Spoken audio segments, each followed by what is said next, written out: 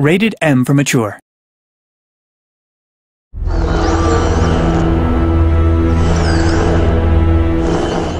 Hi, welcome to another episode of Playing Dead. I'm AJ Locascio, and on this episode, we'll be meeting two members of the development team, Dennis Lennart and Nick Herman. We'll be discussing details from episode 3, as well as answering your questions right here on Playing Dead.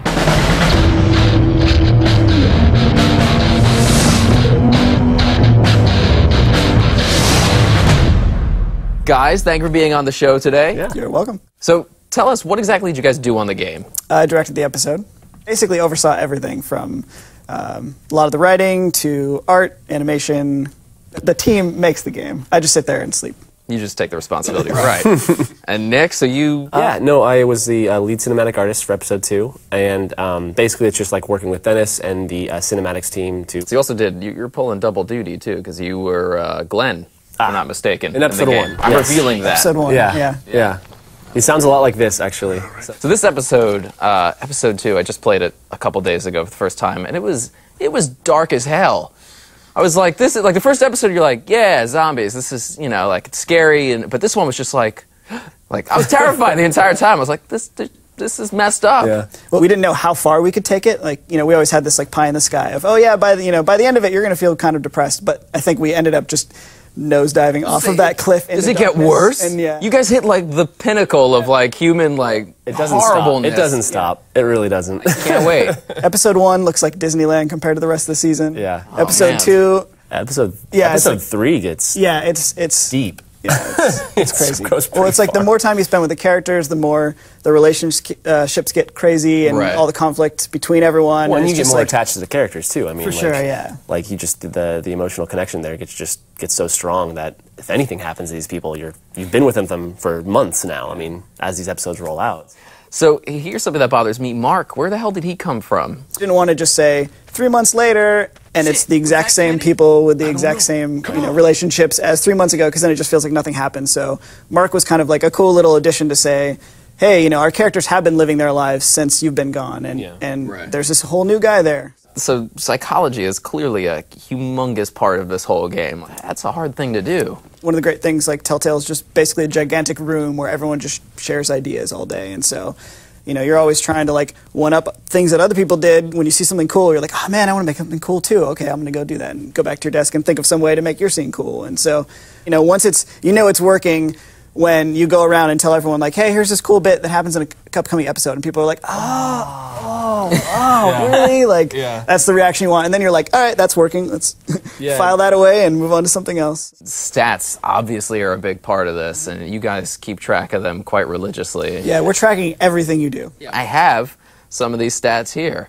87% of people didn't shoot Jolene. This is a character, you don't know at that point, is she going to become part of my team or what? And so you're trying to give her the benefit of the doubt. And I think also at the same time, once she starts saying stuff that makes you know that she knows Danny somehow, you're kind of like, okay, I could just blow her away right now, but it's probably advantageous for me to like actually sit and listen to what she has to say and see if I get any more information. So 68% of people didn't kill Larry, which is interesting. Yeah, no, he's been nothing but a pain in the butt the entire time. Yeah, all we heard from players was, man, I can't wait to kill that guy. If I get a chance to kill that guy, I'm just gonna off him as soon as I can.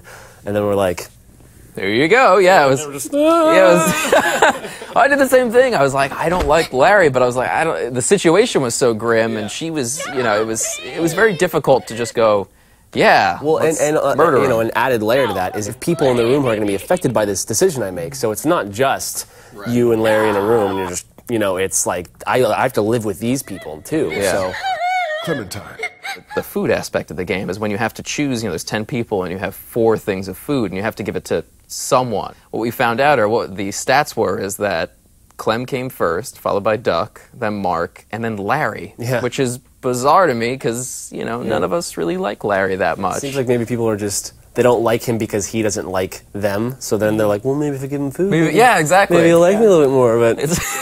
That's why I wanted to resuscitate him. I was like, if I could bring him back to life, he'll like me more. But that's a weird thing to be like, to give him food. Yeah. St. John Brothers. We get the option to kill both of them, and apparently 83% of people didn't kill both, Which to me is weird, because I was like, these guys are dangerous. Yeah. I mean, yeah. Who did you guys kill? Well, I mean, I think that way that works, it seems like everyone, they get out of the meat locker, they're like super stoked, they're like, we're going to take this place back, like we're going to get revenge. And, you come across Danny and you get into that struggle and you get the chance to kill him and everyone's like, hell yeah, like let's do it. And you do it, and then there's that immediate, like, that guilt and you look over and Clementine's watching and then you realize, oh yeah, this isn't just a game about, like, action. This is going to affect her now. Right. And I think by the time you get back outside with Lee, that's, now you're thinking about that again. You're like, oh God, am I going to do this again? Like, is she going to see this twice in one night? Watching his face get bruised slowly, and then it cuts to that wide shot, and you see everyone staring at you, looking at you, and it's like, they're watching me be a murderer. Did you keep going? I kept going. All the way? Yeah. Nice. I was like, well, if I don't do this guy's gonna come back, he's gonna murder us. Like, now he has a reason for revenge because I just killed his mother and his brother. Yeah. It's funny too, it's like we have stats on like how many people, did 1 punch, 2 punches, 3, and like whether it was left or right-handed, like all sorts of crazy stuff. But yeah, it's funny how like there's definitely a peak in the numbers, where it's like, it's once you get that wide shot and you see the whole group kind of coming over and watching you, and then it goes back to like, oh, you can keep beating them up. And a lot of people are like, maybe not. That was my instinct initially, was to go like, I should stop. And I was like, you know what, no, this guy's gonna come back and he's gonna kill us. So this really screwed me up, was the food. The food, when you find the car and you come upon it, apparently 56% of people chose to eat the food from the car. Take the food. I mean, which is reasonable, because you show up and these people have clearly left their car on and they're, neglecting the supply they have. But I actually got into an argument with my girlfriend while I was, because she came into the room and she was watching and she was like, don't do it, don't take the food. And I was like, no, screw you. So I chose to take the food, and then like guilt set in. And I was like looking at the corner, making sure the save bar wasn't happening. I was like, and I reset the PlayStation. Oh, wow. I mean, I think it's great that people had that moral dilemma and we're so evenly split. Like, I think that's when we feel like we did a good job. Yeah. All right, it's the big question, episode 3. What can you tell us? What hints can you drop? Overall, I mean, the rest of the season, starting with episode 3, there's stuff that if we told you, you would probably cry or throw up or want to shoot yourself, which is good. Wow. So instead I'll play the game and do that in the privacy of my own home. Good. All right. The stuff you're doing with Kenny, did you side with him or not in the meat locker? Lily, by the same sort of other side of the coin. You're definitely going to meet some new characters, including a young couple, Krista and Omid, which means that Lee will definitely have some trust issues to deal with, especially after what happened with the St. John's and the Bandits in episode 2. People will die. I mean, this is Walking Dead. It's just part of how it is and what happens, and how responsible are you for their deaths, too, is another thing that we're going to be seeing. Great. All right, so my favorite part is Q&A, questions from fellow Telltalers. Hey, questions. All right. So Tyler J. asks, is the game going to be available as a disc that he could buy in a store? Oh, absolutely. Oh, yeah. Yeah, well, I mean, once we finish the season, we will want to get it out to everyone who prefer to have it in one big, nice big box and everything they can play back to back. Our friend Patrick asks, is there going to be any romance budding between Carly and Lee? Well, I mean... I think there's hints, and I think some people read into it more than others. Yeah, she knows about Lee's past before the apocalypse, so I mean, there's a lot going there. They have a secret, and that brings people together sometimes. Jackie asks if the zombie that bit Brenda St. John was Mark, and if so, how did he get back up the stairs? It was Mark. Very observant. Basically, when they throw you in the meat locker, they have to take care of Mark because he's crawling around, so they bring him upstairs, and then at the time, he wasn't a zombie. Evan asks, will the game be coming to the Android store? Currently, there aren't any plans for Android support, but, it's Telltale, so we always want to get all of our products as many places as we can, so I wouldn't rule it out for the future. So Malachi wants to know, what happens if you don't choose a piece of dialogue within the allotted time? Well, I mean, it definitely depends on the situation. A lot of the times, silence is always an option in Walking Dead.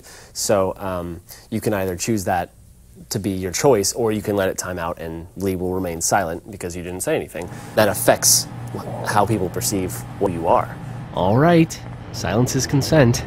Awesome. Well, thank you guys so much for talking to us today. Cool, no problem. Indeed. Thanks for having us. Before we close out this edition of Playing Dead, I just wanted to invite anyone that's going to PAX Prime to Playing Dead Live. That's right, I'll be your host for a live episode of Playing Dead with Gary Whitta, Sean Vanneman, and Jake Rodkin. So if you're going to PAX, be sure to join us to talk about The Walking Dead, and you may get your chance to get your hands on some unique swag.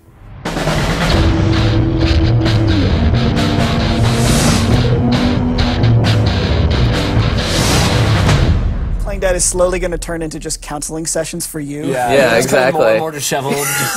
So I just played through episode 4. You have like an IV. That's how this is going.